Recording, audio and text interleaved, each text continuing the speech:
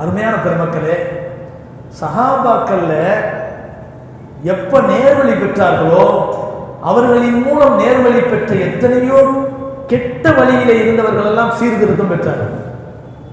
சஃப்வான் இப்னு உமையான்னு ஒருத்தர் இருந்தார். அவர் மோசமான மனிதர், ஆனா திறமசாலி. அவரை பத்தி அல்லாஹ் தஆலா குர்ஆன்ல சொல்லும்போது 2 ஊர்களின் தலைவர் அல்லாஹ் சொல்றான். தாயிஃபுக்கு போனா ஒரு தலைவரா பார்ப்பாங்க, மக்காவுக்கு வந்தா அவரை தலைவர்னு பார்ப்பாங்க.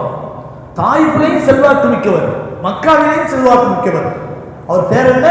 சஃப்வான் இப்னு உமையா.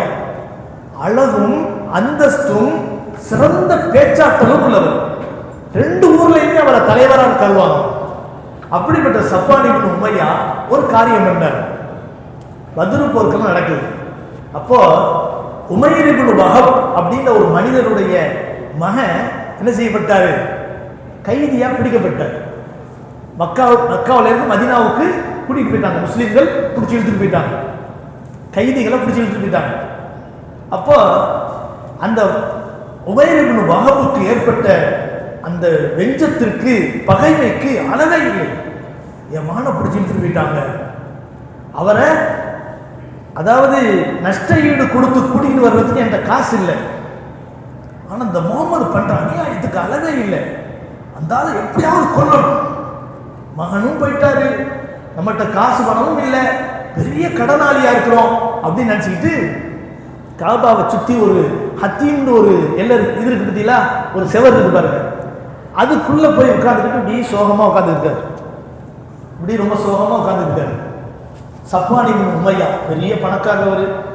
அவர் வந்தார். அவர் நண்பர். உமைர் இப்னு வஹப் ஏழையா இருந்தாலும் அவருக்கு சஃப்வான் இப்னு உமையா என்னது ஒரு நல்ல நண்பர். பக்கத்துல வந்து முதுவை தட்டி கொடுத்து, என்னப்பா உமைர் ரொம்ப கவலையா இருக்கிற அப்படின்னு கேட்கிறார். ஆமாப்பா, நீ உன்கிட்ட காசு பணம் இருக்கு, நீ நினைச்சா உன் பிள்ளை யாராவது கூட்டிட்டு போயிட்டாங்கன்னாக்கும் நஷ்ட ஈடு கொடுத்து கூட்டிட்டு வந்துடுவ. என் பையனை மதுரை போக்குளத்தில் வந்து கூட்டிட்டு போயிட்டாங்க முஸ்லீம்கள், நஷ்ட ஈடு கொடுத்து கூட்டிட்டு வரலாம்னு சொல்லி சொல்றாங்க. காசு பணம் இல்லை, ஏற்கனவே நான் கடனாளியா இருக்கிறேன். நான் போய் எனக்கு வர்ற நெருப்புக்கு விஷம் தடவுன கத்தியால முகமதை நல்லா குத்திட்டு வந்தலாம் பார்க்கிறேன்.